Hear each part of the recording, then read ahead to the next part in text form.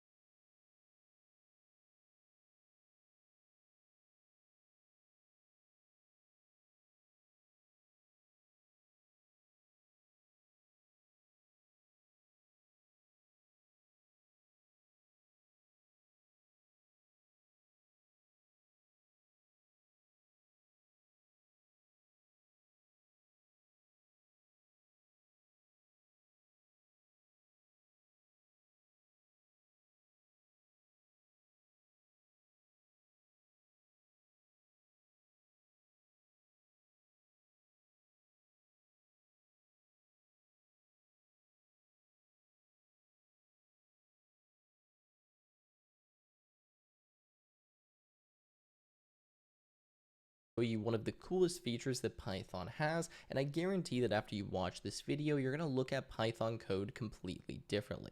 So let's get into it and talk about dunder or magic methods.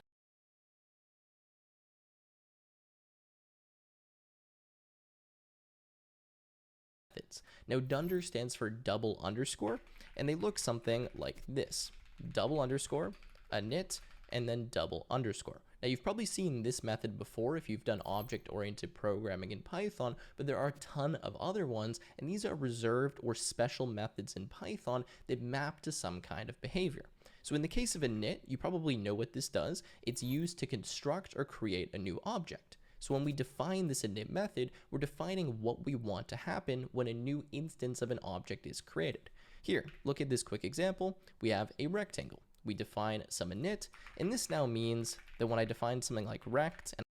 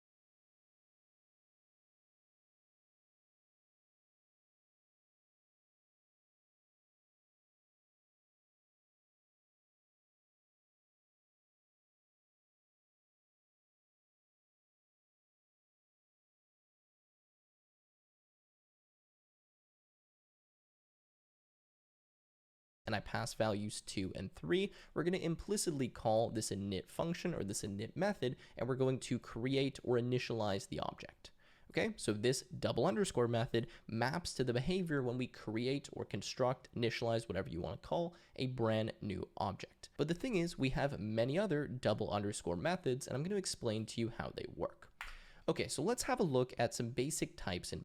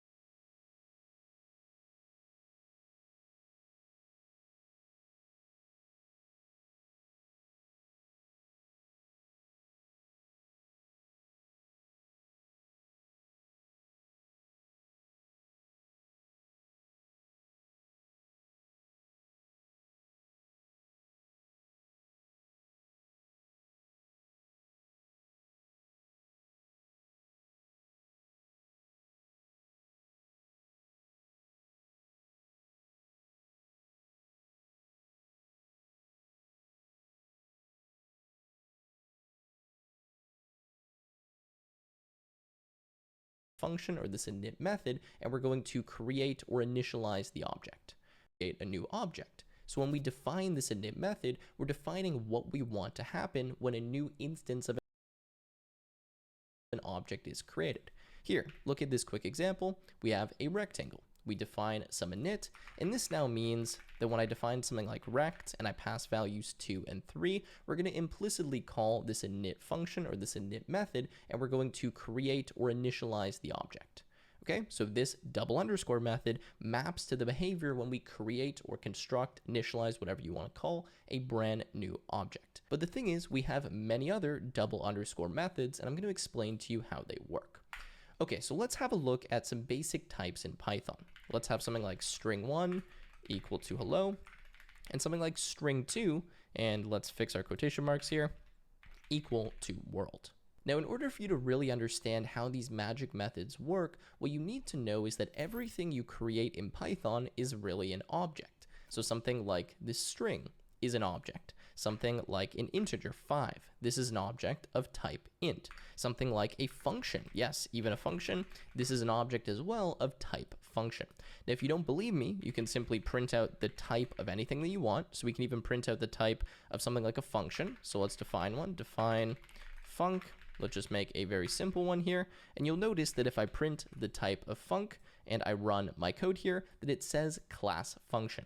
This tells us that this is an object of instance of the class function. Okay, it's just important to understand this because this is how Python deals with behavior and actually performing different operations. Okay, so now that we understand that everything in Python really is an instance of a class or an object, what we want to look at is how we perform different operations with these types. So why is it in Python that I'm able to add string1 and string2? Well, we just take for granted the fact that we can perform this operation, but the reason why we can do this is because these objects are of the same type, and Python's actually implemented this behavior in something known as a double underscore method. So I can do something like, new underscore string is equal to string1 plus string2. We know this is going to give us hello world, but did you know that when I use this plus operator, what this is actually doing is mapping to a double underscore method, something that's actually defined and written on the string class. Remember that everything we have in Python is an object. That means there's some kind of class behind it defining all of its behavior.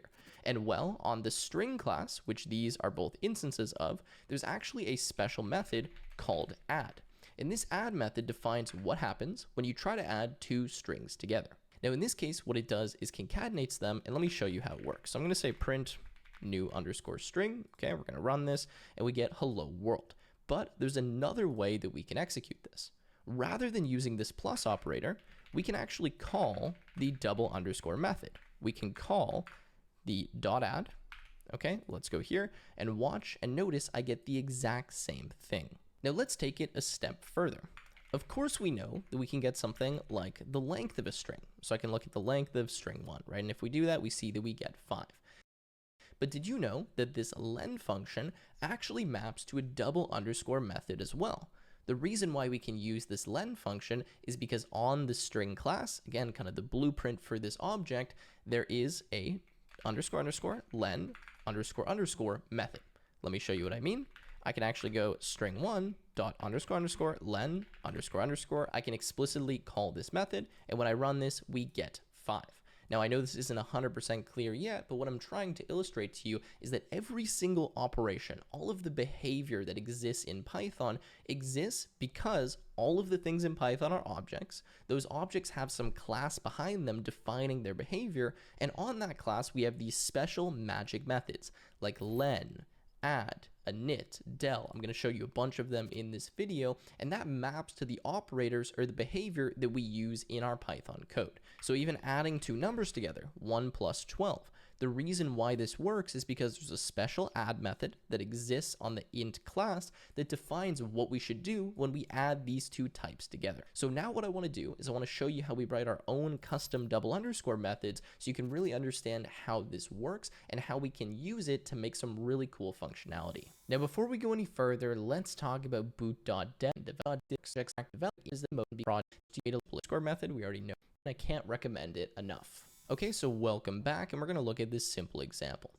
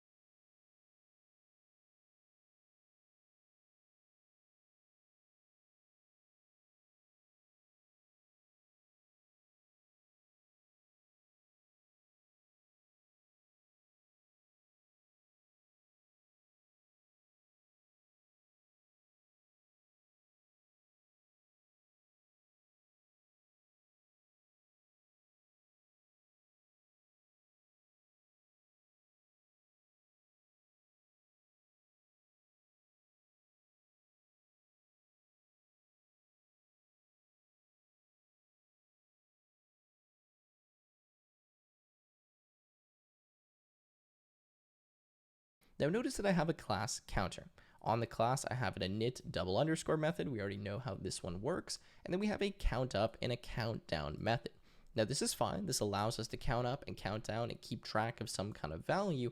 But what happens if I want to do something like add two counters together, or view the value of a counter maybe as a string, or maybe I want to subtract counters? There's all kinds of operations I might want to perform on this type. And right now I'm not able to do that. So let me show you what I mean. We have two counters. We count both of them up. So they're both going to be at 2 because we start the value at 1. We can then print them out and we can try to add them together. Now watch what happens when I run this. You can see that we get this main counter object and then we get another main counter object. That's kind of useless, doesn't really tell us anything. And then when I try to add these two counters together, well, of course we get an error. It says we don't have a supported operand for counter and counter. So let's see how we can fix this by using double underscore methods. So first things first, when I print out my counts, I don't want to see just this counter object. I want to see what the count actually is. So to do that, we can implement a special method called underscore underscore string. Now this string method is automatically going to be called whenever we try to print out some type of object. Now this is kind of a human readable version of our object, and what we can do is return some string that represents this object, or that kind of shows us some information that's human readable, right? That would make sense in the terminal or the console. So what I'm going to do here is I'm just going to put an f string and I'm going to say return, and I'll just say count is equal to, and then self.value. Okay, so now let's go back here. Let's run and notice that we get count equals 2 and count equals 2. Okay, so this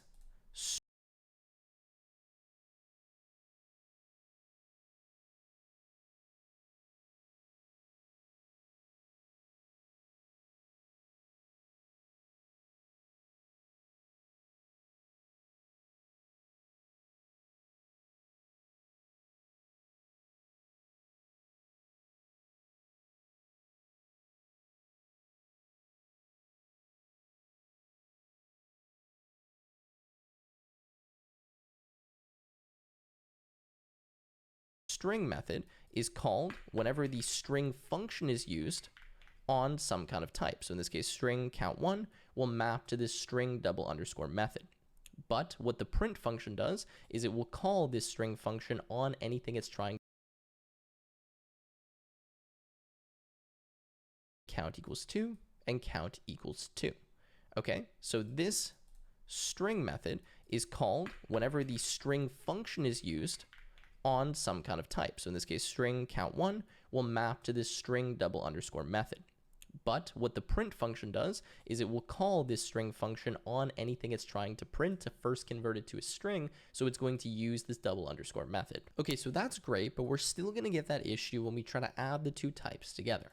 So what we're going to do now to implement that behavior is we're going to define the add method.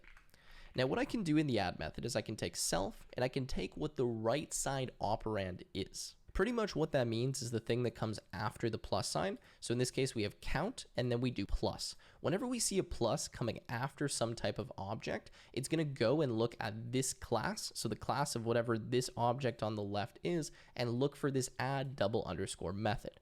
Okay, then the parameter that we put here, which is typically denoted as other, is going to be whatever's on the right side of the plus. Okay, so we always look to the left side operand to find this add method, and then we have other, which is passed as a parameter, and that's the right side operand. Okay, hopefully that makes sense. So here, if I want to add two counts together, I have some different options, and I can implement this behavior however I want, but I can return, and then I can say self.value plus other.value.